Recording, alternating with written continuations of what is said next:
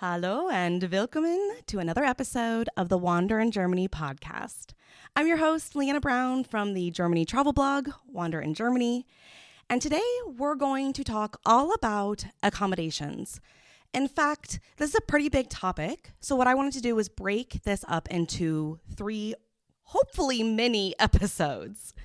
Think of today's episode as an almost what to know before even beginning to look for hotels in Germany. Now, I know that might sound excessive, but you'd be shocked at how many people who are still traveling in Germany right now, or they just got back from Germany, they flock to my Facebook groups and they start to complain about something that really at the end of the day was just simply not the norm to them.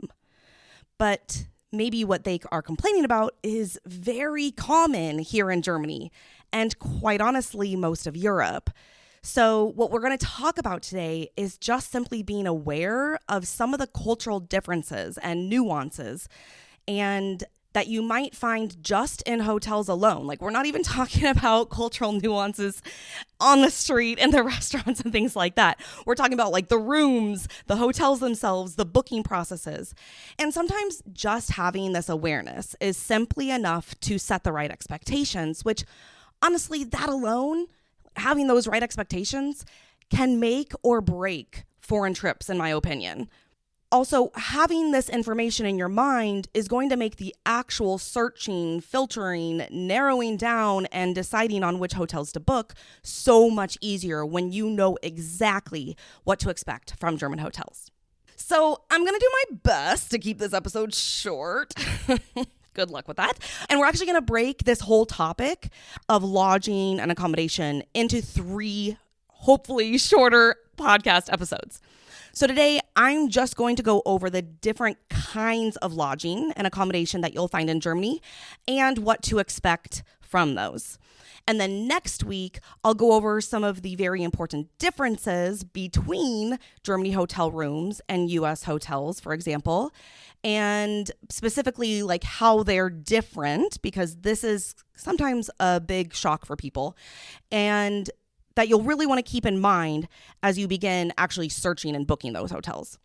And then finally, I'll do another episode where I'll do a whole podcast on actually how I personally search for, personally book hotels and accommodation here in Germany, including my favorite booking platforms and, of course, all of my insider tips for getting great places to stay at affordable prices. Okay, so let's start with the different kinds of accommodations in Germany. So the first are, no surprise, hotels, right? Like, hotels in Germany are going to range from one-offs to European chains to international chains. And you're probably pretty familiar with most of these. Like, we're talking Marriott, Hilton, and of course there's also, like I said, the European chains. And there's also just general hotels here that are, big hotels, but, maybe a chain, maybe a one-off, but they're a hotel. It's what you would expect from those kinds of hotels. These are going to be your pretty standard style of accommodations, kind of, those cookie cutter rooms. And now there may be some differences from what you're used to in the US or elsewhere in the world, but I want to cover all the types of lodging first. And then, like I said, in next week's episode, I'll actually talk about like the main differences of what to expect culturally from them. But I think it's important to know just the different kinds of accommodation first. But with all that being said, I do think it is important to note right now that just because you might be familiar with, say, like the Hyatt chain, doesn't mean that it's going to be exactly as you're used to in the US. Is it going to be similar? Yes. But are there still going to be some differences that you're going to want to be aware of if you're used to staying at something like the Hilton, the Hyatt, the Marriott? Yes, but we'll talk about that next week. Now, the next type of lodging in Germany, and probably the type that I use most, are pensions. These are more of your mom and pop or family run style, still hotels. And I love these because while, yes, some of them can be big, like an actual hotel with plenty of rooms and things like that, they're usually still pretty charming in Germany. In fact, here in Bavaria, a typical pension is often decked out with like super old antiques in the hallways. And here in Bavaria, if you book a pension, usually breakfast is included, which I will talk about as well next week. Sorry that I keep saying that. I want to really stick to the topic here today of different styles of hotels, but just kind of know that all of this is coming next week. But yeah, a pension just kind of feels more local to me. And I guess I could clump B&Bs, so bed and breakfasts, like actual bed and breakfasts, into this because while most pensions are going to be bigger than a typical bed and breakfast, they still have that same, vibe where you kind of feel like you're in a cozy and inviting home, but yet you still have your own room. There might be several rooms. And yes, there are actual bed and breakfasts in Germany, but actually surprisingly not a ton outside of Airbnbs. So of course, when I say bed and breakfast, I envision kind of like this old school, you're actually in somebody's home where there's a family room, a kitchen, things like that. And you basically have your own bedroom, but a lot of shared space. And it's like somewhere between a hotel, an Airbnb, and a pension. And I would say that there's not a ton of those in Germany. So to me, a pension is kind of the best of all worlds because you get still that feeling of a hotel, but like I said, it's usually family run and it just usually feels nice and cozy. So speaking of B&Bs, the next lodging is apartment stays or apartment hotels. Now we all know Airbnbs and VRBOs, and personally, I'm in a pretty mixed opinion about Airbnb currently. Maybe that should also be another episode. I love the concept of Airbnb, but I really struggle with the ethics of the company itself. But again, that's like a whole other topic, from the gentrification that's happened because of Airbnbs in recent years. It's just become apparent that Airbnb also doesn't take the safety of the guests very seriously, doesn't always support the hosts with issues. And honestly, it's very easy to skirt taxes and, your typical safety laws and regulations. Of course, there's other apartment style booking platforms like VRBO, but we're still kind of facing the same, gentrification issues and things like that with them. So now at the end of the day, Airbnb is legal in Germany. Some places in the world, Airbnb is actually illegal. Now, some cities in Germany have put restrictions on it. And I'll be honest, I still use Airbnb. I really do. Granted, I try to use other options first. In fact, I'll go into detail on exactly how to find apartment hotels when I get to that podcast episode. But if an Airbnb is all good on being legal, they're paying their taxes, they're meeting their safety standards, all of that, then most likely they will also be listed on things like booking.com. So I tend to go through those platforms first, even for apartment stays. But of course, there's the odd time that booking.com doesn't have what I need when it comes to an apartment or a house style stay, especially since I travel as a family a lot of the time. And so, yeah, I'm kind of like 1 foot in, 1 foot out on my opinion with Airbnb and probably a little hypocritical, but, obviously it exists. And obviously there are other options as well, though. Now, if you're looking for an authentic apartment stay in Germany, there's actually a specific name for it, and it's existed well before the concept of Airbnb, and that's a Ferienwohnung, which literally translates to holiday apartment. And like I said, these have been around for so long, even before Airbnb was even a thing, and are particularly common in places like ski towns and resort kind of areas, but really you can find them just about anywhere. The thing that I like about a Ferienwohnung is that while Airbnb is nowadays often run by larger companies, and sometimes they go and even buy out places, but a Ferienwohnung today are still often run by local families. Now, a Ferienwohnung can be a little bit harder to find on the internet if they are not listed on places like Airbnb or Booking.com, but they're still a really great accommodation lodging option. A Ferienwohnung can also be pretty helpful if you're not booking things ahead of time. So, for example, you can often drive through an alpine town or a village and see signs on the houses that say Ferienwohnung, and you can stop in to see if they have availability. I would say that between hotels, pensions, and apartment stays, these are usually the main accommodation types that people use when they come to Germany. But there are a few more that I want to mention that are really unique, and I think they should be on your radar. So the first are farm stays. Now, they're actually called Bauern hotels, literally farm hotels. And especially with a family, I love staying at these because the kids love them, but even as just adults, they can be really unique experiences. So basically, it's just what it sounds like. There is so much farmland in Germany, so many of the farmers have decided to build hotels on their land. Most of the time, these are legit, completely normal hotels. So it's not like you're sleeping in a barn or anything, although that actually does exist too. That's called a Heu. That's spelled Heu, a Heu hotel, where you pretty much sleep on hay. And yes, it's usually a pretty cheap accommodation style. But no, the Bauernhofs are actually more like the pensions. They're just literally on a farm. Usually the farms have animals, and sometimes you can even go and help out with farm chores, or at least, pet the animals like the goats. The farm stays that we've stayed at usually have toys and a playground for the kids as well. And if there's cows, you can often order fresh milk daily. And, it's just really a whole vibe. Another really amazing accommodation for families in particular are Kinderhotels. Now, before I begin to describe these, you have to know these are not cheap, like far from it.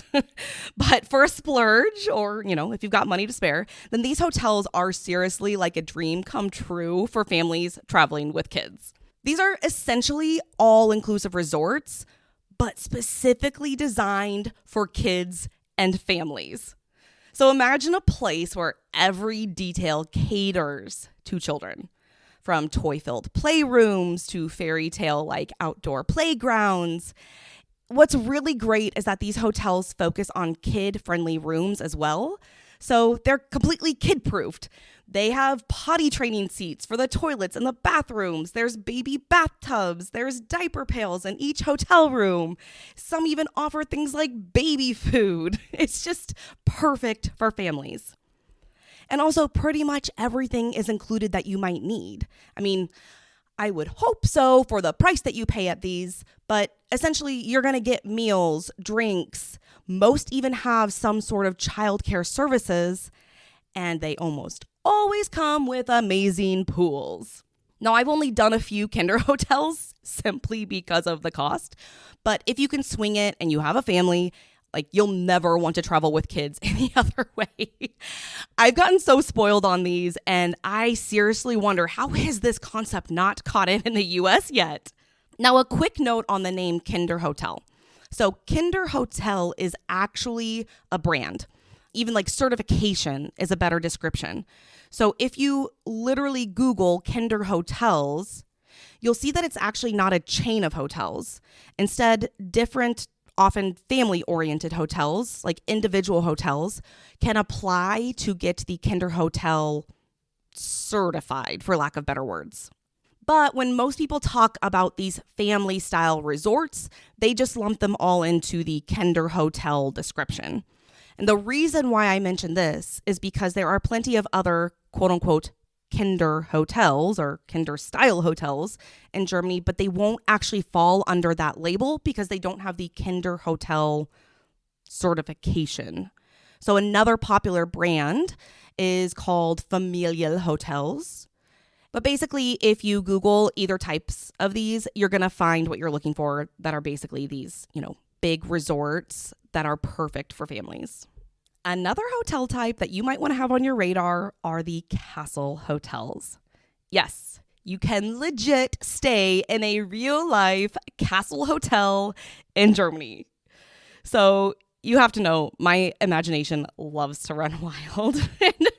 And if you've been on the Wander in Germany blog at all, I love ruined castles way more than the posh palaces here.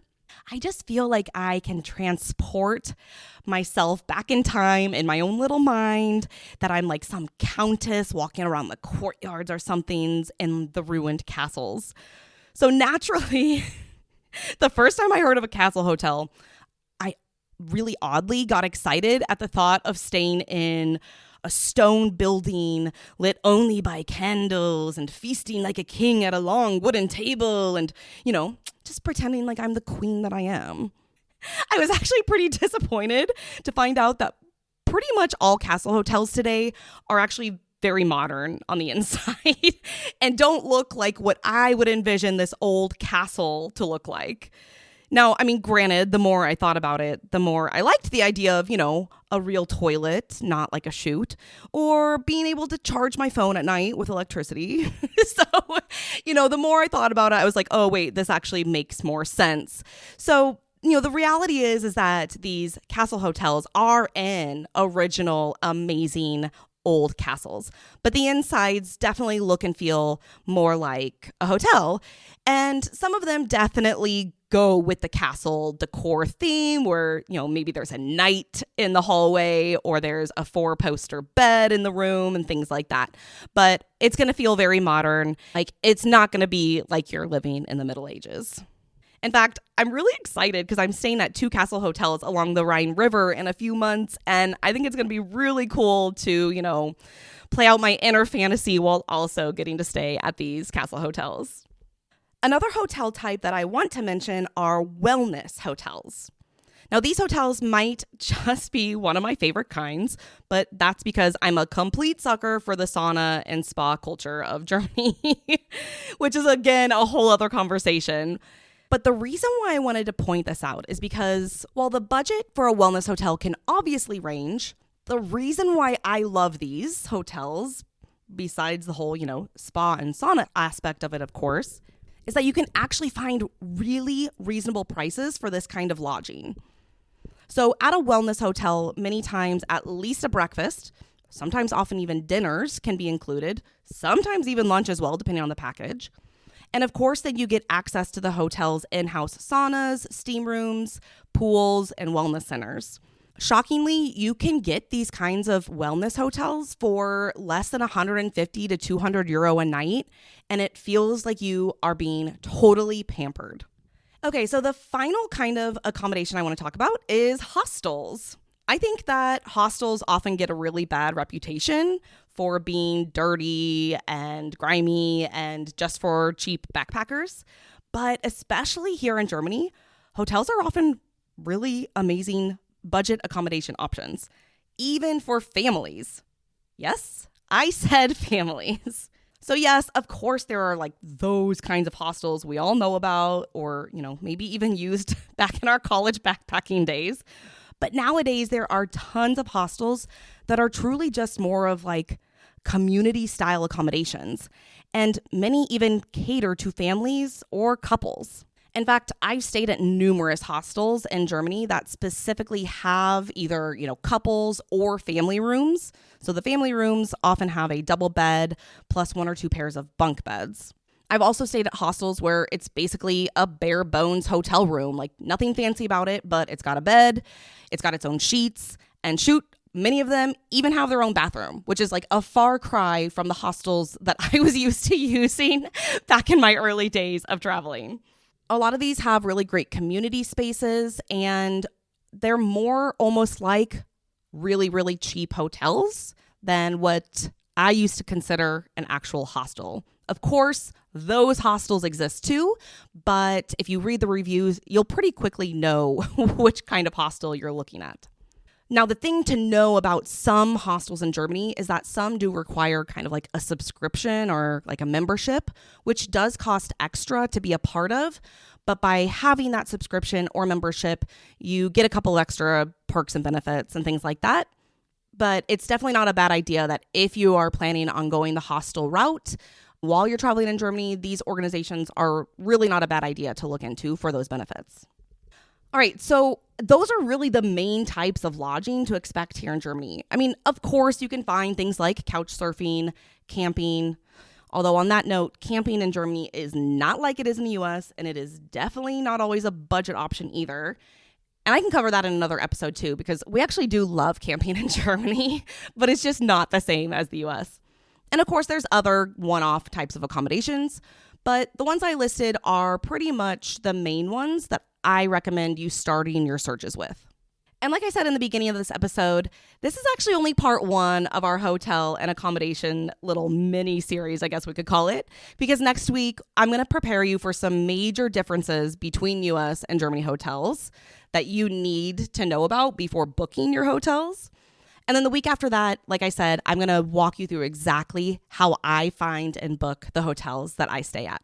But of course, if you need any other trip planning help for your journey to Germany, I've got plenty of other articles on the blog at wanderingermany.com, including roundups of some of my favorite hotels in different cities and locations. So with all that being said, with all these accommodation episodes coming up, that means if you haven't subscribed yet, go ahead and do so now so you get those notifications for those next episodes. And as always, you can join our Travel in Bavaria Facebook group to ask personal questions to help you plan your trip as well. Thanks again for joining me, and until next time, bis zum nächsten Mal. Tschüss!